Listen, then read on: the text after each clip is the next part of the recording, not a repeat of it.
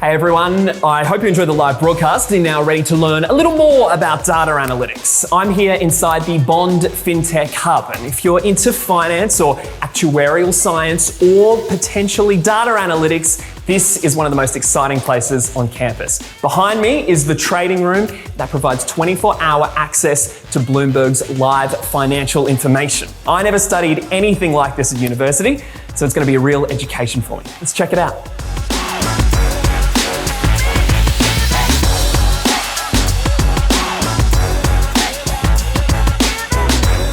Well, we're here with Dr Adrian Gepp, Associate Professor at the Bond Business School. Adrian, impressive facility. Can you talk to me a little bit about it? Yeah, so we're in the trading room of the FinTech Hub at the moment. So we have the largest number of Bloomberg terminals of any institution, education institution in Australia. Right. So this is where students can actually get real data on companies, BHP, Rio Tinto, your banks, and so that when we set projects for them and assignments, they can download that data and work on real company data exactly as you would be doing it if you were out in the workplace, because Bloomberg is highly used in the workplace as well. Fantastic. Now you work in the Centre for Business Data Analytics here at Bond. You teach in the area of data science. Why is it such an exciting area to be a part of? It's the future, really. So we've always had data. It's always been out there. It's always existed. But now we have the computing and the infrastructure to store it and analyze it. So regardless of whether you're in a marketing company wondering which advertisements are doing better than others, you're in an insurance company trying to work out how much we should price a policy for, or you're trying to detect fraud as a regulator, then you need people to crunch the numbers, to actually come up with some powerful models to help explain things that are happening, and then also talk back to the business and explain it to the business in real world layman terms what's actually going on. And that's one of your specialty areas, fraud detection, which just sounds fun. Yeah. Talk to me a little bit about that. So it is. So depending on, people might remember things like Enron, WorldCom, these big frauds where companies have actually been saying, we've been making this much profit, but they actually haven't, so it's been false. And when that's discovered later, it obviously hurts a lot of people. Your investors suddenly lose all their money. People that loaned money to the business, they're losing out. People lose their jobs. So we really don't want that. So it's really about models to try and actually flag, hey, this company here, these financials don't look very good. Let's send in those forensic auditors, forensic accountants to go in there and have a bit of a look. So it's that first step, red flag, sort of waving it about. That's what it's all about. Students in class here, what are they doing typically? How are they spending their days? So after they've had the lecture, they've learnt some new concepts, then we'd come here for a labs, and that's where you'd be getting a real world data set.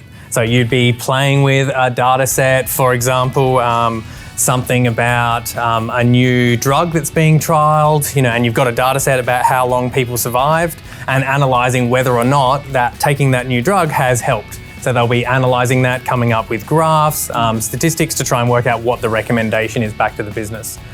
Talking about Bond's degrees, a big talking point is how different they are to other universities. Can you talk a little on that?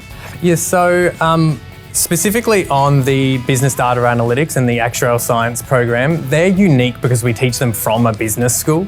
They could be taught from a computer science faculty, from a mathematics faculty, but we're taught from a business school. So I keep mentioning real world data sets, business value, we need to communicate back to the business. That's embedded in who we are as a business school, and that's how we teach it. And that's why we get such good employability. So graduates of actuarial science or the business data analytics degree, what would they be expected to go out and do once they graduate? What sort of careers are on offer? Yeah, so actuarial science, the traditional place for them is in insurance. So they could be, an analyst working on pricing of policies, how much the insurance company should hold in reserves for claims ahead of time. But nowadays, and for our students, less than 50% of those graduates are going into insurance. So there are new exciting things called like data analytics consulting firms that they just do that. And there's an Australian firm that actually has Walmart over in the US as one of its clients, and our graduate is one of the people working on that. So that's another case. But your big four banks, your big four accounting firms, telecommunications, engineering firms, marketing. You can sort of see I'm just listing off any industry I can think of because we've had graduates go into there and they're really taking the data that the business has and helping them to better understand their customers, maybe better understand their suppliers, better understand their product. It's all about taking data and better understanding something in your business to help you make money from that and make better decisions and help your customers out better at the end of the day. For any future students who are watching today, do you have any advice, any recommendations? So if you like problem solving, you like sort of hitting a new challenge and trying to work out what the truth is from the noise in the story, then these are the degrees for you, your business data analytics and your actuarial science. It's great if you know maths as well. Like if you don't want to dislike maths, but you don't need to be the absolute best student in maths. You just need to have a curiosity and a real problem-solving mindset to think through and analyse problems.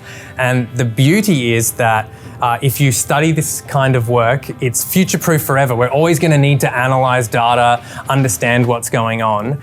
And you can work in, as I mentioned, basically any industry that you choose, you can go apply your skills into it. So it's a great sort of diverse skill set you're going to learn.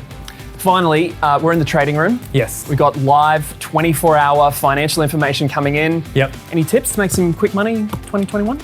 Don't try and make quick money in 2021 is the answer.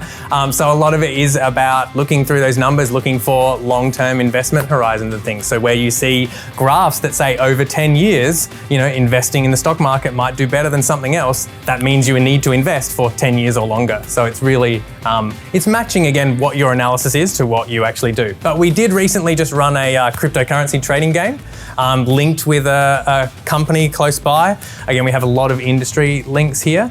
And that was open to students and it was 3 weeks and they had a crack at trying to make the most money that we could. So, we're also on the cutting edge looking for that new thing and getting our students involved in what's really happening. Dr. Adrian Gepp, thanks so much for joining us. I have certainly learned a lot. I hope you watching at home have learned a lot as well. Thank you for joining us for Open Day Live. So much content up for grabs online right now.